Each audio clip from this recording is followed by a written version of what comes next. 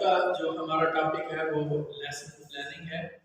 Lesson planning का मतलब ये होता है कि आप लोग जो भी लेसन आप लोगों ने टीचर्स ने जाकर आगे डिलीवर करना होता है उसकी प्लानिंग करना। ये कहीं पे इसका नाम जो है वो लेसन प्लानिंग के तौर पे होता है, कहीं पे इसको टीचर डायरी भी कहते हैं और कहीं पे जो है वो प्लानिंग रजिस्टर। इस तरह से मुख्तलिफ नाम से जो है वो मुख्तलिफ ऑर्गेनाइजेशन मुख्तलिफ सेक्टर्स में इसका होता है कि टीचर्स जब भी जहाँ जाता है अपनी क्लास के अंदर पढ़ाने के लिए तो एटलीस्ट उसने वो लेसन अच्छे तरीके से प्रिपेयर किया हुआ हो। जैसे टीचर पहले चले जाते हैं अपनी क्लास के अंदर और वहाँ पे कुछ सिलेबस ऐसा भी होता है कि जो उस टीचर को थोड़ी मुश्किल पेश आ रही होती है, तो इसके लिए जो होता है वो यही होता है कि आप लोग जो लेसन है उसको पहले से प्लान कर दें। समटाइम कोई ऐसे डिफिकल्ट वर्ड आ जाते हैं जिसके मीनिंग का इशू होता है, समटाइम किसी ऐसे कोई आ जाता है सेंटेंस उसका जो है ट्रांसलेशन करने में भी थोड़ा सा प्रॉब्लम आ रही होती है टीचर्स को, या कोई मैथ में ऐसा क्वेश्चन आ जाता है तो उसमें जो है वो प्रॉब्लम आते हैं। तो इसलिए टीचर जो है वो पहले से अपना एक प्लानर रजिस्टर यानी लेसन प्लानर कुछ भी ऐसा तैयार कर ले ताकि जब वो पढ़ाने के लिए जाए तो वहाँ पे बच्चों के सामने टीचर्स को किसी किस्म की कोई शर्मिंदगी का सामना ना करना पड़े। ऐसा ना हो कि वहाँ पे टीचर से कोई बच्चा क्वेश्चन करे और टीचर को उसमें जो है वो मसला आ रहा हो। इसलिए जब वो पहले से तैयार करके जाएंगे वो लेसन तो वहाँ पे टीचर्स को उस टॉपिक के ऊपर अच्छे से अबूर हासिल होगा। और जब टीचर को अबूर होता है तो फिर किसी किस्म का कोई मसला नहीं होता। उसके लिए ये हमारा प्लानिंग जो हम करते हैं ये भी एक मैनेजमेंट की टर्म्स है।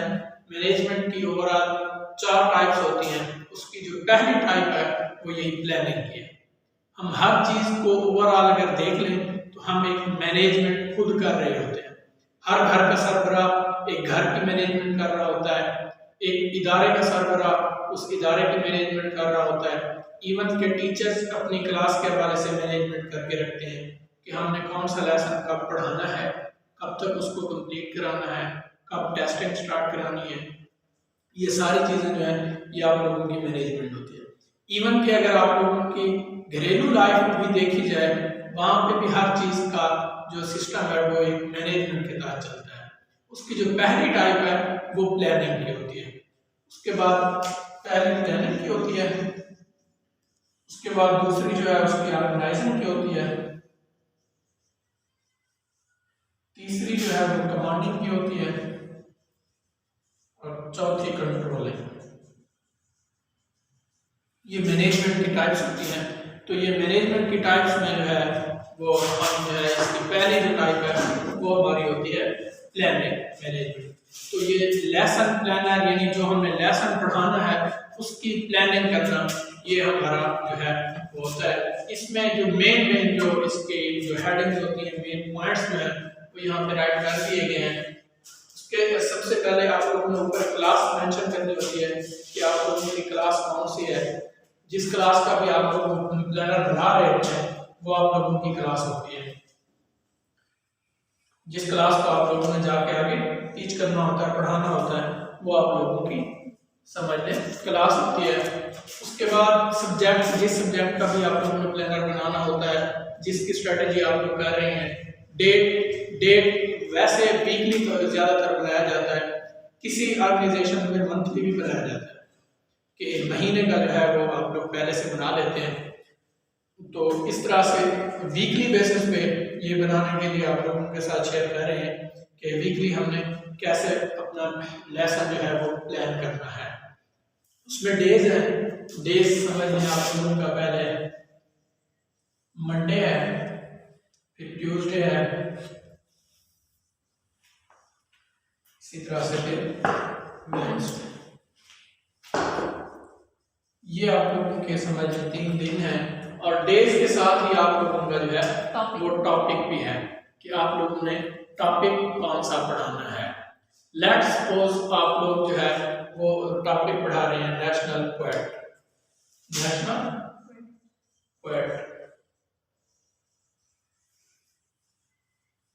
कौन है हमारे नेशनल पोएट? डॉक्टर अल्लामा मोहम्मद इकबाल, ये हमारे जो है वो नेशनल पोएट है। अब ये था हमारा डेज, उसके बाद टॉपिक है हमारा ऑब्जेक्टिव। ऑब्जेक्टिव का क्या मतलब होता है? मकसद। मकसद जो हमने हासिल करना है, जो हमने बच्चों से गेन करना है, जो हम बच्चों से हासिल करना चाह रहे हैं कि हमारा नेशनल पढ़ाने का जो मकसद है वो क्या है। जस्ट ये नहीं है कि हमने वहाँ पे जो बुक है उस बुक में से हमने बच्चों को जस्ट कोई रीडिंग करा देनी है, बच्चे वो रीडिंग कर सकते हैं तो हमारा मकसद पूरा हो गया है। या फिर हमारा मकसद ये नहीं होता कि सिर्फ बच्चे जो है वो एग्ज़ाम दे सके, बच्चे पेपर्स में पास हो जाए तो समझ लें हमारा मकसद पूरा हो गया। नहीं, हमारा मकसद ये नहीं होता। हमारा मकसद ये है कि बच्चों को ये इल्म होना चाहिए कि हमारे नेशनल पोएट यानी हमारे कौमी हीरोज, हमारे कौमी पोएट, कौमी शायर कौन है। यानी अल्लामा मोहम्मद इकबाल अगर हमारे कौमी शायर हैं तो हमारा मकसद ये होता है कि बच्चों को उनकी खिदमात के बारे में, उनकी शायरी के बारे में और उन्होंने जो पाकिस्तान का जो तस्वर पेश किया था, जो कुछ उन्होंने पाकिस्तान के लिए खिदमात सारे अंजाम दिए थे, उनके बारे में बच्चों को आगाही हासिल हो, ताकि उस आगाही के ज़रिए बच्चों के दिल में उनकी जगह बने, पॉजिटिव थिंक करें और उनकी मोहब्बत जो है वो बच्चों के दिलों में कैद हो जाए। तो हमारा जो ऑब्जेक्टिव होता है, फर्स्ट ऑफ ऑल हम ये चाह रहे होते हैं कि हमारा जो नेशनल पोएट है उसकी लाइफ के बारे में कुछ ना कुछ बच्चों को इल्म होना चाहिए ताकि बच्चों को पता हो। तो हम अपना ऑब्जेक्टिव डेली बेसिस पे चेंज लिखना है। एक ही ऑब्जेक्टिव रोजाना की बुनियाद पर हमने नहीं लिखना, अदरवाइज तो हम जैसे हम पढ़ा रहे हैं, बच्चों ने एग्जाम देना है तो बच्चे पेपर देंगे, वही एक ही हम फिर लिख सकते हैं ऑब्जेक्टिव, फॉर एवर वही लिखा जा सकता है। लेकिन ऐसा नहीं करना। अब जो गवर्नमेंट की बुक्स हैं उसमें SLOs दिए हुए हैं, जो ऑब्जेक्टिव्स हैं वो दिए हुए हैं। लेकिन अगर कोई टीचर्स किसी और सेक्टर के अंदर जाते हैं, वहाँ पे पढ़ाना होता है, तो वहाँ पे आप लोगों ने ऑब्जेक्टिव बनाते हुए एक पॉइंट का ख्याल रखना है, कौन सा? स्मार्ट का आप लोगों ने ख्याल रखना है।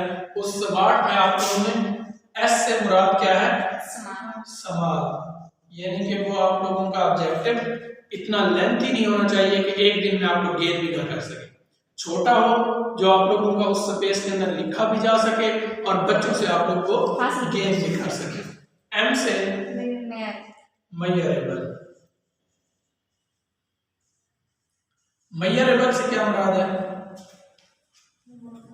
मेजरेबल से मुराद ये है कि आप लोग उसको मेजर कर सकें, जो आप लोगों की जगह है उसके अंदर आप लोग वो लिख भी सकें।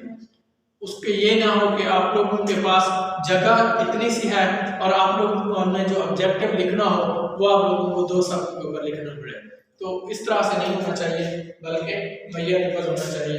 उसके बाद है ए से क्या मुराद है? अचीवेबल। अचीवेबल से क्या मुराद है? जो हासिल कर सके, बच्चों की हासिल करने की इस्तेदाद भी हो। जो आप लोग ऑब्जेक्टिव दे रहे हैं ऐसा ना हो कि बच्चे जो है उसको अचीव भी ना कर सकते, बच्चों के लेवल के मुताबिक होना चाहिए। अगर 5 क्लास के बच्चे को आप नेशनल पढ़ा रहे हैं तो उसके मुताबिक आप ऑब्जेक्टिव सेट करेंगे। अगर आप 10th क्लास के बच्चे को पढ़ा रहे हैं तो उसके मुताबिक आप लोग जो है वो ऑब्जेक्टिव सेट करेंगे। वो बच्चों के अचीवेबल होना चाहिए। आर से क्या मुराद है? रिमेम्बरेबल।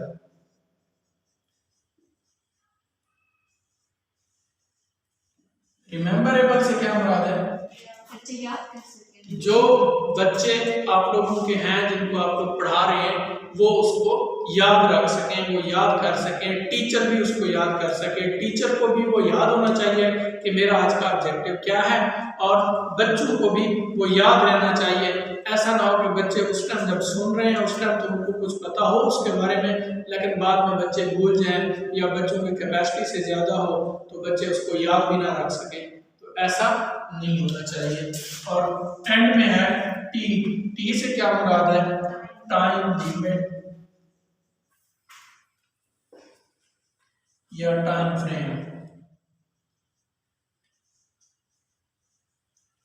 इससे क्या मुराद है? यानी हमारा ऑब्जेक्टिव इतना हो कि हम उसे अपने टाइम में मुकम्मल कर सके, ये ना जो हमारा टाइम हो उस स्पेसिफिक टाइम के अंदर हम वो ऑब्जेक्टिव जो है वो डिलीवर कर सकते हैं। ऐसा ना हो कि हमारा जो ऑब्जेक्टिव है वो हम ने जो सेट किया हुआ है उसको डिलीवर करने में 1 घंटा लगता हो, जबकि हमारा वहाँ पे उस दिन का जो लेक्चर है वो 40 मिनट का हो, तो वो हम फिर उस 1 घंटे वाले ऑब्जेक्टिव को 40 मिनट में जब करेंगे तो वो शॉर्ट करके बताएंगे, बच्चे को ठीक तरीके से समझ नहीं आ सकेगा। या ऐसा ना हो कि हमने लेक्चर देना है बच्चे को 40 मिनट, जो हमने ऑब्जेक्टिव रखा हुआ है वो 5 मिनट में हम अचीव कर लें, उसके बाद फिर हम उसी बात को बार बार दोहराते रहें। ये है छोटी क्लासेस के लिए, ये बार बार रिपीट करना चाहिए, लेकिन इसके बाद नुकसान भी होते हैं एक ही चीज़ बार बार जब आप लोग वो रिपीट करा रहे होते हैं। तो ये हमारा क्या है, ये हमारा ऑब्जेक्टिव जब हम सेट कर रहे हैं, ऑब्जेक्टिव के लिए हमें कौन सी चीज़ की जरूरत पड़ती है, स्मार्ट एक वर्ड है, इसमें SMART, इससे हमने अपना ऑब्जेक्टिव सेट करना है, जो कि डेली बेसिस पे हमारा ऑब्जेक्टिव जो होगा वो क्या होगा, चेंज होता रहेगा। हमने अपना जो बच्चों से लेना है, हासिल करना है, जो हम गेन करना चाह रहे हैं, वो हमारा इस तरह से होना चाहिए। जैसे कि हम एक दिन का अपना ऑब्जेक्टिव ये रख लेते हैं कि बच्चे को डॉक्टर अल्लामा मोहम्मद इकबाल के वालिदैन के बारे में आगाही हासिल हो जाए। फिर दूसरे दिन हम जब उनको वो करते हैं तो डॉक्टर अल्लामा मोहम्मद इकबाल की इब्तदाई तालीम के बारे में बच्चे रोशनास हो सके। इसी तरह से उनकी पाकिस्तान के लिए की गई खिदमत के बारे में बच्चे जान सकें। इस तरह से हम ऑब्जेक्टिव जो है वो डेली बेसिस पे चेंज करें, और वो भी पैराग्राफ के मुताबिक। अगर हम बुक से बच्चे को पढ़ा रहे हैं और बुक में स्टार्ट में अल्लामा मोहम्मद इकबाल का इंट्रोडक्शन और उनकी इब्तदाई तालीम में, ऐसा ना हो कि हम बच्चों का फर्स्ट डे ही ऑब्जेक्टिव में ये लिख रहे हो कि बच्चों को ये पता हो कि अल्लामा मोहम्मद इकबाल ने अपने आखिरी अय्याम कैसे गुजारे। तो ये ऑब्जेक्टिव हमारा नहीं होना चाहिए, बल्कि उसके मुताबिक जो हम लेसन पढ़ा रहे हैं उसके मुताबिक होना चाहिए। उसके बाद आता है टीचिंग स्ट्रेटजीज, जो हमारी टीचर्स की स्ट्रेटजीज होती हैं, जो टीचर्स की मेथडोलॉजी होती है, जो उसने अपना मेथड जो है वो आगे डिलीवर करना होता है। उस मेथड के अंदर ये सम पॉइंट्स हैं जिनकी उससे मदद से हम आगे वो डिलीवर करते हैं। टीचिंग स्ट्रेटजीज जो हमारी मेथडोलॉजी होती है उसमें हमने फर्स्ट में रिकैप, फर्स्ट में हमारा क्या है, रिकैप। इस टीचिंग मेथडोलॉजी इसको हम 4 पीस के अंदर जो है 4 पीस में हम इसका वो कर लेते हैं। अब पी से क्या लफ्ज बनते हैं, पीस पिक्चर, हाँ पी से पिक्चर, ठीक है। और क्या बनता है, पाकिस्तान, पी से पाकिस्तान, गुड। और present, present, permanent, present, permanent. बस 4 हो गए। और बताएं, और कौन कौन से, पावर, ओके। और प्लांट्स, शाबाश। और पेन, और पेंसिल, और प्राइवेट, पैरेट, पैरेट, हाँ फिर सिंबल, पैरेट। और इस तरह से जब आप लोग बच्चे को कुछ पढ़ा रहे होते हैं तो बच्चों से आप लोग भी पूछ लिया करें इसी तरह से, जैसे अभी मैंने पूछा, आप लोगों ने ये सारे जो बताया ये सारे पी से ही शुरू हो रहे हैं। इससे थोड़ा बहुत बच्चों का कॉन्फिडेंस जो लेवल है ना वो भी आपको हो जाता है कि अगर इस तरह से बच्चा अगर नहीं भी बता पाता तो समटाइम आप लोग जिस बच्चे का आप लोगों को पता है कि उसने बताना नहीं है, आप उसके बिल्कुल करीब जाकर उसकी तरफ आप थोड़े से झुक जाए कि जी आपने क्या बताया, वो वर्ड आप लोग खुद बता दें जो ठीक होता है कि जी इसने ये बताया, हालांकि उसने नहीं बताया, लेकिन आप लोग ऐसा कर सकते हैं। इस तरह से उस बच्चे में भी आएगा कि टीचर ने मेरा बताया, मैंने तो बताया भी नहीं था। कल वो कोशिश करके आएगा कुछ न कुछ याद करके कि ताकि मैं बताऊं और टीचर जो है वो मेरा नाम भी ले, ताकि उसकी जो है वो हौसला अफजाई हो जाए। तो इसमें 4 पीस जो है उसमें जो आप लोगों ने बताए हैं, अभी मैं आप लोगों को और बताता हूँ। फर्स्ट ऑफ ऑल हमने बच्चों को प्रिपेयर करना है। पी से क्या है, प्रिपरेशन। जो हमारा फर्स्ट पी है वो क्या है, प्रिपरेशन है। अब प्रिपरेशन हमारा ये रिकैप जो है ये प्रिपरेशन में आ रहा है, और इंट्रो और रिकैप ये हमारा इसी प्रिपरेशन में आएगा। हमने बच्चों को प्रिपेयर करना है उस लेसन के लिए कि वो बच्चे उस लेसन को समझने की अहलियत या समझने के लिए मेंटली तौर पर बच्चे जो है वो तैयार हो जाए। अब रिकैप में हम अब हमारा जो टॉपिक है वो क्या है, नेशनल पोएट। हम बच्चों से ये पूछेंगे कि क्या आप जानते हैं कि हमारा नेशनल पोएट कौन है। उसी नेशनल पोएट के बारे में हम रिकैप मतलब प्रीवियस नॉलेज जो बच्चों के पास ऑलरेडी हो उसके बारे में हम पूछना चाह रहे हैं कि आप अल्लामा मोहम्मद इकबाल के बारे में क्या जानते हैं, या क्या आपको पता है हमारे नेशनल पोएट का नाम क्या है। अल्लामा मोहम्मद इकबाल कौन है? मोहम्मद इकबाल कौन है, अल्लामा मोहम्मद इकबाल के वालिद का नाम क्या है, वालिदा का नाम क्या है, उन्होंने इब्तदाई तालीम कहाँ से हासिल की, उनके पास कौन सी डिग्रियां थी। यानी इब्तदा से हमने शुरू करना है। ये हमने बच्चों से चंद क्वेश्चन करने हैं उस टॉपिक से रिलेटेड जो टॉपिक हम मेंशन कर रहे हैं, वो हमारा जो है वो प्रिपरेशन जो है वो हम बच्चों को मेंटली तौर पर प्रिपेयर कर रहे हैं, बच्चों को तैयार कर रहे हैं। उसमें हमारा दूसरे नंबर पे आता है इंट्रो। इंट्रो का मतलब है इंट्रोडक्शन कराना। अब इंट्रोडक्शन हमने कैसे कराना है, हमने अपनी बुक्स ओपन नहीं करानी बल्कि बुक्स हमारी बंद रहे। हमने अगर नेशनल पोएट के बारे में पढ़ाना है तो हम बच्चों को उनकी पूरी जो उस लेसन के अंदर स्टोरी है वो हमने स्टोरी वे में बच्चों को बता देनी है, एक स्टोरी के अंदाज में। उसमें थोड़ा सा सस्पेंस भी डालना है, वही लफ्ज़ बलफ्ज़ हमने किताब वाला नहीं वो कर देना, बल्कि उसमें थोड़ा सा तजस्सुस इस तरह से इंटरेस्ट डालना है कि बच्चा उसको जो है वो कीनली अपनी पूरी कंसंट्रेशन जो है वो आप लोगों के ऊपर, टीचर के ऊपर रखे और उसको सुनने और अच्छे तरीके से समझने की कोशिश करें। आप लोगों ने उस लेसन के मुतालिक एक स्टोरी टाइप उनको बतानी है। बच्चों को आप लोग जिनको पढ़ा रहे हैं वो आपने स्टोरी बतानी है कि बच्चे उसको अच्छे तरीके से समझ सकें।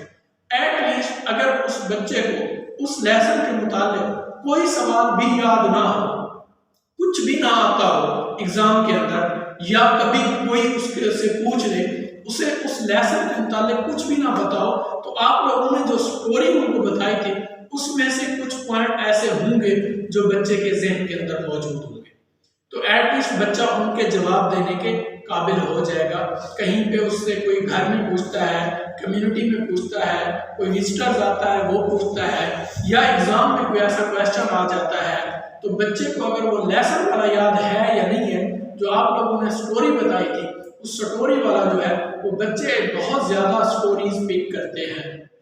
बच्चों को कहें ना कि बुक के अंदर स्टोरी है उसको पढ़ने, उसमें भी वो थोड़ा बहुत इंटरेस्ट लेते हैं, लेकिन जो उनको याद है कि हम आपको स्टोरी सुनाते हैं उसमें बहुत ज़्यादा इंटरेस्ट लिया जाता है। तो आप लोग जब उनको सुनाएंगे तो उस टाइम बच्चे उसे अच्छे तरीके से सुनेंगे। तो ये हमारा जो है ये पहला भी हमारा क्लियर हो गया।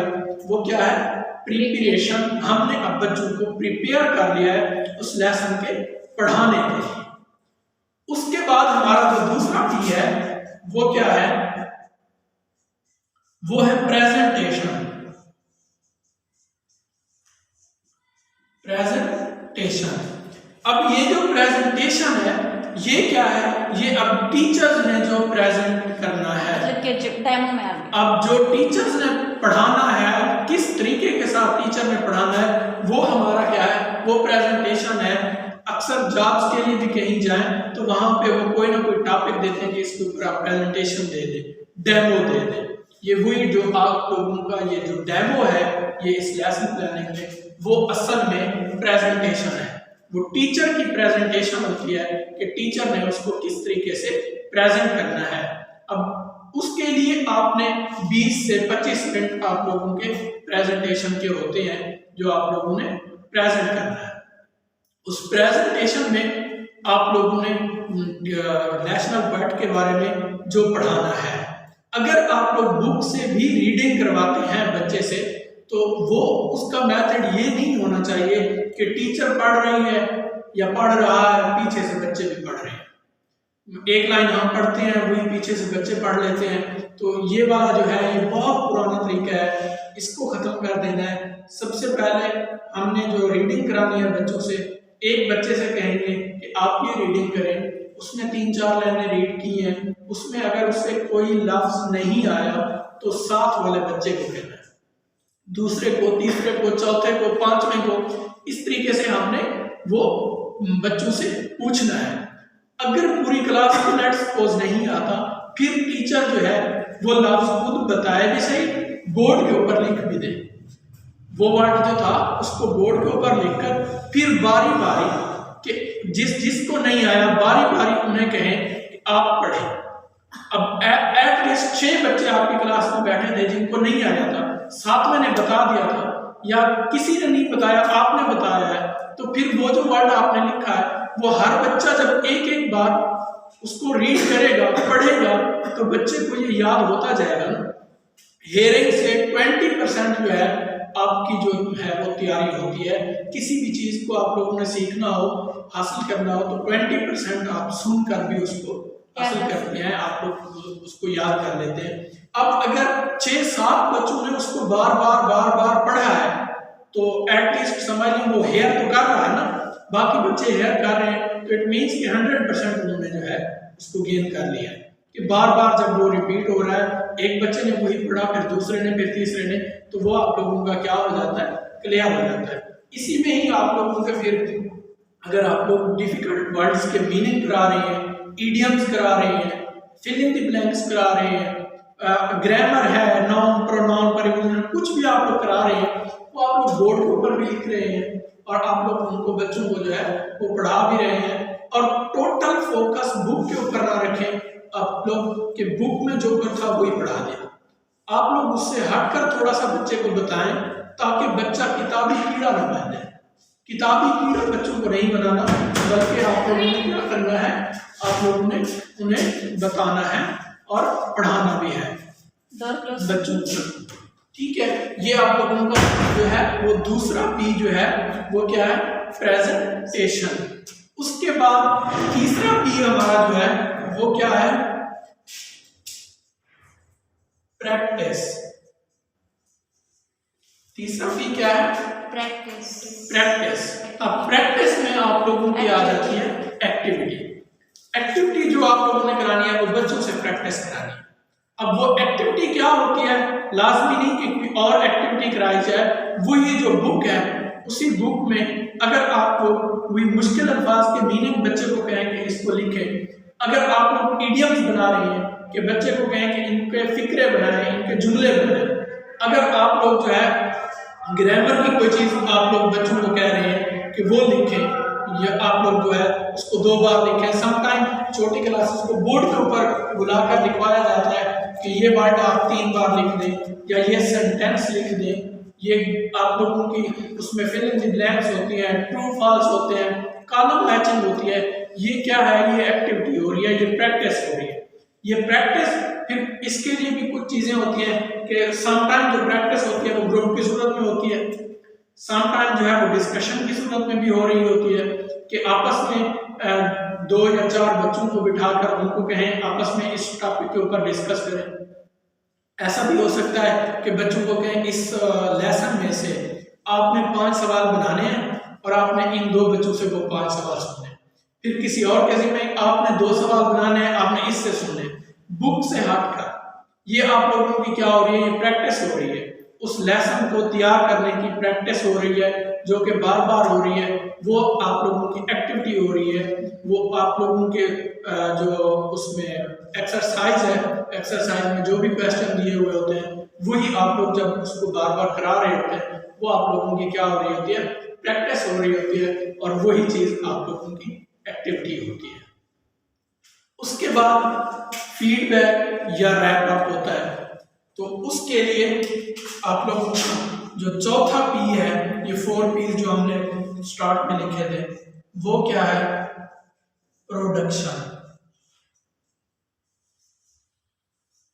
हर फैक्ट्री में, हर इंडस्ट्री में, हर जगह पे जो कुछ भी किया जा रहा होता है उसकी एंड में एक प्रोडक्शन यूनिट होता है जहां से प्रोडक्शन आ रही होती है। तो आप लोगों का टीचर्स का जो प्रोडक्शन यूनिट है वो ये है कि आप लोगों ने जो बच्चों को जो कुछ बताया है वो आप लोगों का वापसी फीडबैक कैसे मिलता है। जो आप लोगों को फीडबैक मिल रहा है वो आप लोगों को प्रोडक्शन मिल रही है। अगर आप लोगों को फीडबैक अच्छा मिल रहा है तो इट मीन्स कि आप लोगों की प्रोडक्शन अच्छी है। जो कुछ आप लोगों ने किया है, इम्प्लीमेंट किया है, प्रेजेंट किया है, उसका फीडबैक अच्छा है, इट मीन्स आपकी प्रोडक्शन अच्छी है। अगर आप लोगों का फीडबैक अच्छा नहीं है, बच्चों ने नहीं दिया, इट मीन्स कि आपकी प्रेजेंटेशन में, आपकी जो है प्रैक्टिस में कहीं पे कोई मिस्टेक रह गई है, जो आप लोगों को प्रोडक्शन अच्छी नहीं मिल रही।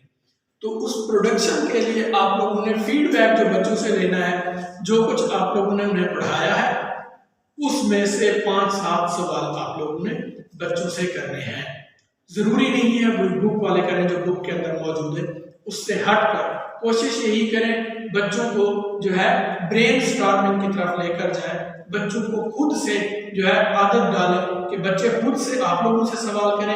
आप लोग भी अगर उस बुक से हट कर सवाल करें तो वो बच्चों को आना चाहिए, बच्चे उसको बता सकते हैं। ब्रेन स्टॉर्मिंग में फिर ओपन एंडेड क्वेश्चन भी हो जाते हैं, क्लोज एंडेड क्वेश्चन भी हो जाते हैं। तो शुरू में ओपन एंडेड क्वेश्चन ना करें, शुरू में क्लोज एंडेड क्वेश्चन करें, फिर ओपन एंडेड क्वेश्चन भी आप लोग करें, ताकि बच्चों का जो जहन है उसको खोलें। जो जहन की जो बत्ती है ना उसको जगाना है। उसकी जो बत्ती बुझ चुकी होती है, बत्ती हर किसी के जहन में, दिमाग के अंदर, हर बच्चे के अंदर है, उसको जलाना है, उसको जगाना है, उसको चमकाना है।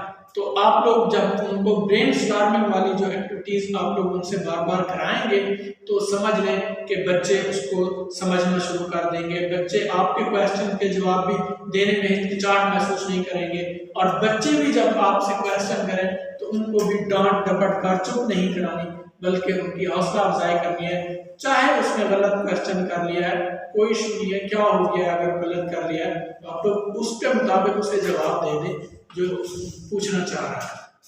तो ये फीडबैक में 2-4 क्वेश्चन आप लोग बच्चों से पूछ सकते हैं, और एंड में रैप अप। रैप अप का मतलब क्या है? रिज्यूम, यानी कि खुलासा।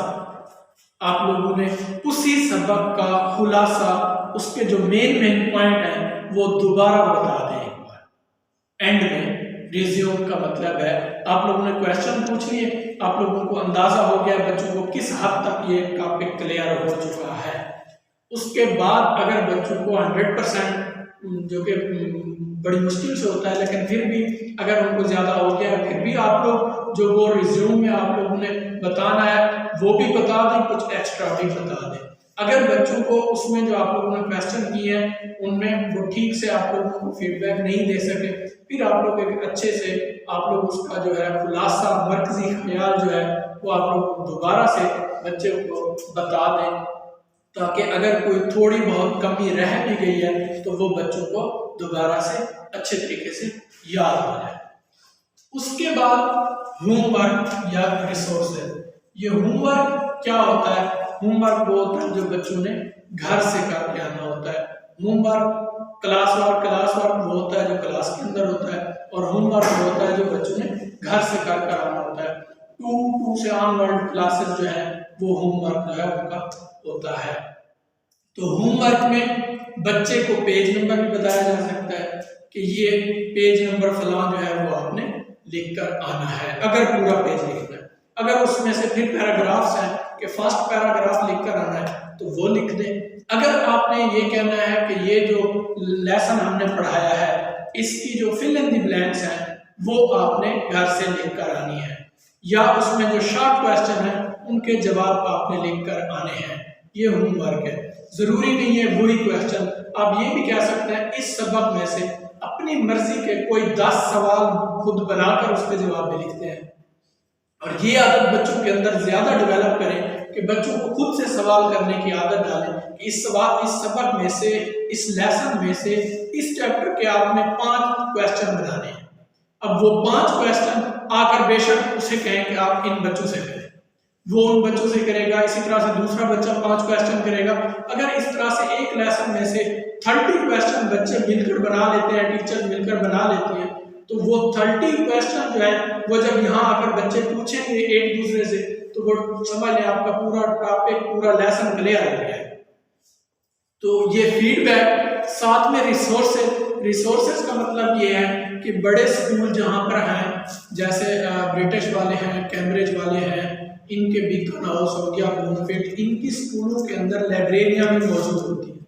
तो लाइब्रेरी या बड़ी क्लासेस, मैट्रिक उससे ऊपर की जो क्लासेस होती हैं उसमें जो होता है रिसोर्सेज का मतलब ये होता है कि कोई भी टॉपिक अगर आपने उनको याद करने के लिए या लिखने के लिए दिया है तो उसमें साथ में रिसोर्स बता दिया जाता है कि लाइब्रेरी की फलां बुक से इसका फलां कंटेंट लिख कर आना है, यानी वो या उसका फलां जो उसने लेट सपोज के इकबाल का खुसूसी मुताला एक बुक है समाज मास्टर में, तो इकबाल अगर वो पढ़ा रहे हैं तो इकबाल के मुतालिक किसी और बुक का भी हवाला किसी और ऑथर ने जो उनकी उसमें लिखी हुई है तारीख में उसका हवाला दिया जा सकता है कि उस बुक की मदद से इकबाल के हवाले से आप जो है वो कोई 20 उसके में से क्वेश्चन बना के लाएं, या उसमें कोई और टॉपिक दिया हुआ है स्पेसिफिक तो उस टॉपिक को आपने लिख कर आना है या उसमें याद करके आना है। तो ये रिसोर्सेज का मतलब ये है कि कोई हवाला देना है साथ में। हमारे पास इधर मोस्टली प्राइमरी स्कूलों में लाइब्रेरियाँ नहीं होती, तो उसके लिए यही होता है। हाई स्कूल में भी बहुत काम होती हैं, तो उसमें वो जो होमवर्क होता है वो वही बुक ही होती है, तो उसी बुक का ही आप कह दें कि इस बुक में से ये आपने ये लिख कर आना है, ये सवाल बना कर आने हैं, या समटाइम कोई पिक्चर्स होती हैं, जैसे साइंस का वो टॉपिक है तो उसकी पिक्चर्स ड्रा करके आनी है।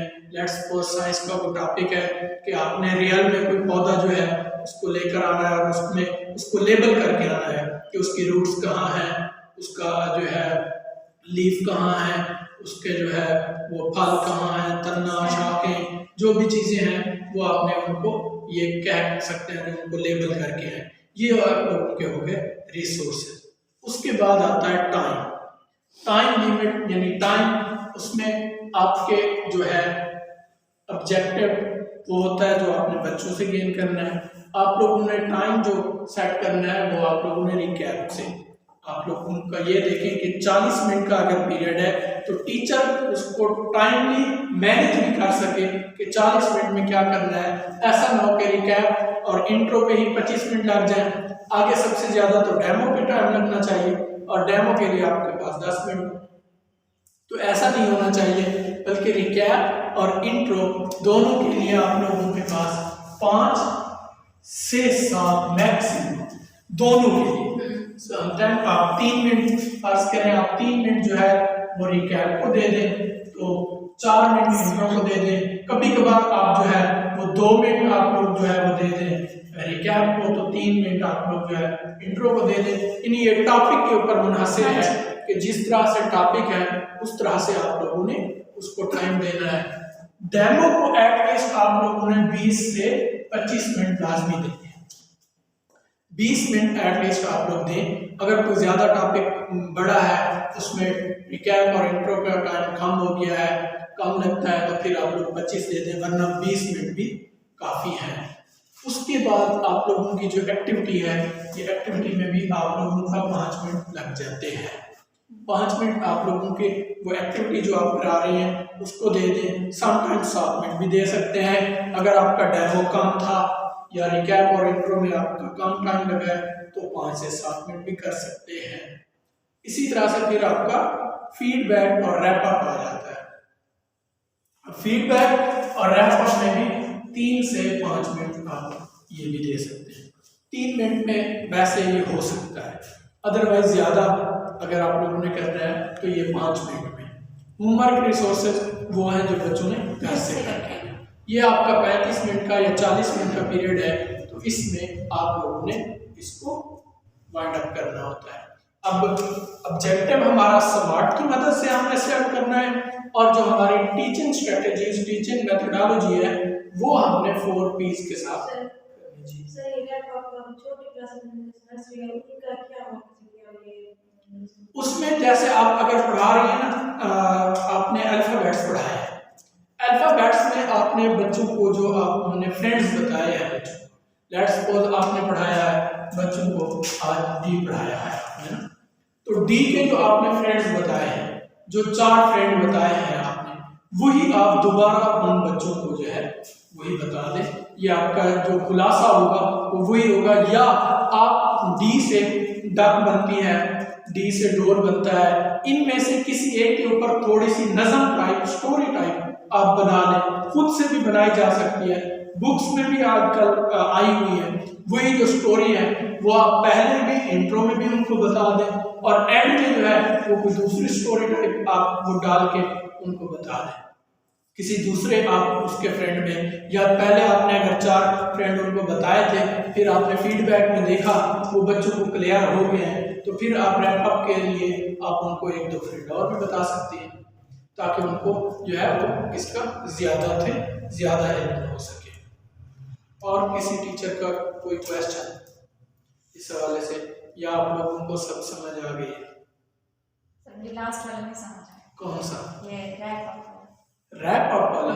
रैप अप वही है कि वो आप लोगों ने सर हमें मेंशन करना होगा नीचे, जैसे हम पहले 6 पॉइंट राइट करते हैं, हाँ, इसको करना।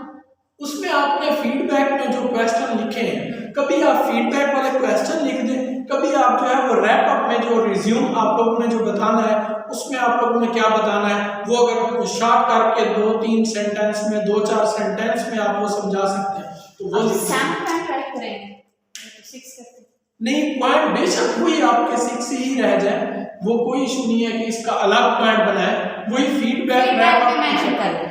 फीडबैक रैप अप एक ही समझ लें हुआ है। फीडबैक में आपने क्वेश्चन करना है, रैप अप में वही आपने खुलासा वो करना है। अगर 7वां पॉइंट ऐड कर लें, जगह है तो कर भी सकते हैं कि उसमें आप ये बता दें। अगर जगह नहीं मिलती, आप लोग अलग से वहाँ पे मेंशन नहीं कर पाते तो एटलीस्ट फीडबैक के साथ ही मिला दें। लेकिन अगर जगह मिलती है तो 7वां पॉइंट इसका भी कर दें तो वो ज़्यादा बेहतर है। ठीक है, थैंक यू सो मच।